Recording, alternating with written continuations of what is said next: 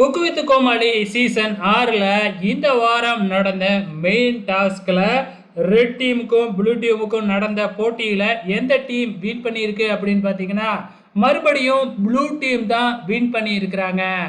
இப்போ எப்படி இந்த வின்னிங்கை கொடுத்தாங்க அப்படிங்கிறத பார்க்கலாம். ஸோ இந்த வாரமும் சபானா தான் செஃப் ஆஃப் த வீக் வாங்கியிருப்பாங்க.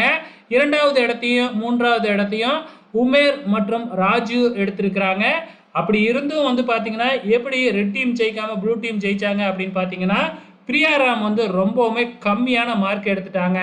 ஸோ இப்போ 3 பேரோட டோட்டலையும் கூட்டும் பொழுது ரெட் டீமோட மார்க்கு 69, அதே டைமில் ப்ளூ டீமோட மார்க்கு 72.